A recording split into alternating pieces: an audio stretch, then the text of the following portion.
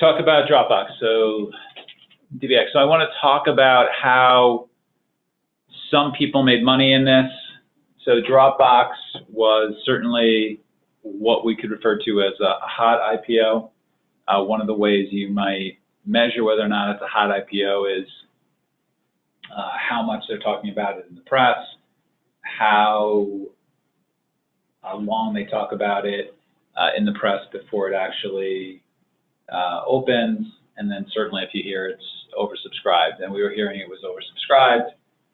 Another thing for trading IPOs that you really want to look at is where it starts to get priced at, what range it starts to get priced at, and if the IPO comes out at the top of the range. And so, Bruce, I think you were talking about this before, and not only did this IPO come out at the top of the range that it initially was to come out at, but they actually repriced it, and they repriced it higher, right? Yes. Twice. So that means there's a lot of demand for this particular IPO, and that can prove to be a good opportunity for some explosiveness when this opens. So I bought it, and then I bought a little bit more at 30 when it couldn't really get below 30, and so I was sort of long. And one of the other strategies that people have is they buy support, and there's different ways to define support, and you just let it run. See if it'll run. It's a hot IPO, it opens up, you see where it can't trade below, you buy it, and you see if it'll run to the upside, and when it runs out of gas, you get out of it.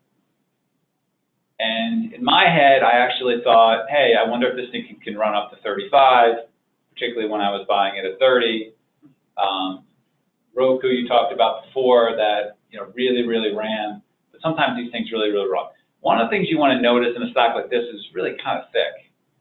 It was not Roku in how it was going up. There was lots of volume every 25 cents, every even 10 cents, where there was buying and there was selling. And when you see that, that is a sign that your thesis of buying it at 30 and it's just going to run is not as likely to be right. There's too many people trading in and out of it. It's too thick. You want to see things move away from price. And then you couldn't help but notice at 31.50, what? So it just kept coming back to that offer. It just was so much thicker there at 31.50. And it was young, and it was hard to tell whether or not that was the top. But, I mean, they came back once and twice and 3 times and 4 times and 5 times and 6. They came back 8 different times to not allow the stock to really trade above that price. And that is what we call heaviness on the tape. It's at a new level. It's having a harder time getting above a certain price. And when we're thinking about trying to catch tops, a legitimate way to catch top is when you notice real heaviness on the tape. You can point to the tape and say, it's having trouble getting above this certain price, and you can see it. And to make that trade, it really needs to be pretty obvious, pretty clear, pretty demonstrative. And so some of the traders started to dabble short there. And then when it had that hard red candle to the downside, and it moved away from price, and you see that, what are you looking for? So you have that failure from 31.50, and you have that pretty good move away from price. What are you looking for next? Let's say you're flat. Short into that strength. Okay.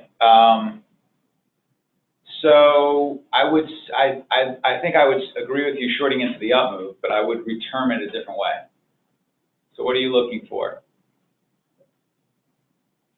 Shallow buying. What are you looking for? What's that? What do you want to look? What do you want to look for? What do you want to look for?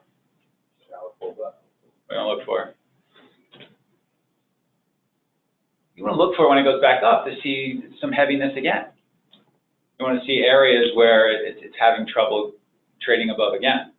And if you were actually watching pretty closely, it had trouble getting above that 20-cent area. It leaked above there a little bit, but it really had a lot of trouble at 20 cents. And so what some traders did who had the second most amount of success on the desk was they dabbled with the heaviness at 31.50, and then they really started to get bigger, shorting 20 cents with a stop above the highs and a little bit of a stop maybe above 40 cents. But trading against that lower high and matching heaviness at 31.50 with heaviness at 31.20 for a move down. And I don't think this is a short, like a low float short where you short it and you think the thing's just going to collapse. I think this is a pull and trade. Certainly, it's still going to probably find some buyers into that. So it's more of a pull and trade as opposed to set it and forget it. If it gets below and consolidates below the opening print, you can feel a little bit more confident that it needs to go find a lower price. The thing that's really great about IPOs is that they work very well technically. The technical levels hold up very, very well because they're so young. People are really trading off of them. And so if this stock were to ever get above 31.50, it would be a great buy. As this stock pulls into and holds levels, that becomes pretty interesting. So, when it comes into 29, you get really interested to see how it would trade. Holding below 29 is, with a wedge pattern, can be kind of interesting. So, overall, I thought a pretty good opportunity. We made some pretty good money on that. It didn't even move that much. But those are two strategies that guys really used. Going forward, yes. With regard to the opening print strategy, yeah. Troy was telling me about, I think, one of the IPOs that occurred last week or the week before. He got the opening print, and then him and a bunch of other people had to stop $1 below the opening print or something like that, and he immediately got stopped out, which it hit his exact stop. That was the low print of the day, and then it went back up. So we kind of speculated that there must be algo programs that kind of will look to get it to certain levels right below the opening print for IPOs. Yeah, so this is a trade. I mean, trades all take A, experimenting with them, B, figuring out if you like them, and then C, getting better at the patterns. And so those are two patterns for you to think about and work on. And certainly, trading is not every time an IPO opens up, let's buy the opening print and sell it $2.50 higher and go home. It is a legitimate trade for you to think about, and on that case, I think you want to work on your stops, or you want to work on whether or not it was a good enough. It was a certain trade to take, or whether or not you needed to let it shake out a little bit. Or it was just one of the trades that didn't work out. Maybe that trade didn't work out and this one did. If he took that one and he lost $1 and he took this one and he made 2.5 points, I mean, over the course of lots of trades, it should work out. Well, as you said, it was a low for the day, so yeah. It was a good trade. It just worked out in the worst possible way for him. Yeah. Yeah, that was good. I remember him writing about that. It's unfortunate. I don't know if he had a stop in the $1.01, whether or not they would hit that as well. I don't know if he had a stop in the $1.25, whether or not they would hit that as well. That's the algos. Yeah, only the algos. Breaking out there. Don't test the algos. All right, so that's that. Let's talk about the overall market. Yeah. I'm just wondering about the psychology of, because you have that breakdown below people, it's short, it's not a low float, so you don't have a lot of conviction that it's going to go lower. Yeah. I mean, I didn't know how to play it other than just kind of move and like kind of take off into the buying. It was hard to hold something when you're saying, okay, what's this going to do? Go to the 29 and then break that, when it's like. So you got in where? Where did you get in there? Kind of where it broke below VWAP, that consolidation right there. And then When it got below 30.50? 30, yeah. Yeah, and that I was, started building something there. yep. And I just couldn't convince myself to hold this, like, you know, put the proper stop is obviously, 30, 75 or something like that, for that trade, I think. Even if it goes lower for like some core position, but I couldn't convince myself to hold it because I was like, this is an IPO, this is 20, I saw what happened in Snap at 13. Like, Yep. I don't know. Well, so I don't know that, depends on what kind of trade you're making, right? So to me, if you're going to short that below 50 cents, actually that's a legitimate trade. That's a momentum trade because that was the bottom when it pulled back that first time from the failure at 31.50. It stopped going down at 30.50. Yeah. And so if you're going to short below 30.50, which I think was what you were saying, Yeah. then to me that's a momentum trade.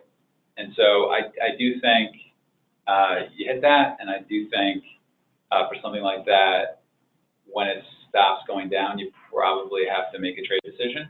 Yeah. Now, there are certain momentum trades where you're willing to hold it for a longer period of time. That is, I don't know what your plan was right there. And there's certain momentum trades where you really are making move-to-move trades. So if you're making a longer-term momentum trade, the next logical level is where? Below 30.50. If you're making a sort of a longer-term momentum trade, what's the next level? 29, 25. Why do you say that? 29.25. Why do you say that? Just take some off into the higher level. That was the point from the opening. Okay, so yeah, there's some, so good. So there's some, you can look there, 29, 20, that's fine. I think that is probably for that longer term momentum trade. For the shorter term momentum trade, it really is just move to move, and you sort of take it off, and then you wait for the next momentum trade. Yeah. If this was like any regular in-play stock, Yep. I definitely would have held it, is what I'm saying, for a test of 29. Okay. So I don't know. I got to tell you, and I think it's entirely possible that the stock would have went below there, and that would have been the igniter for it to go to the high of the day. Yeah.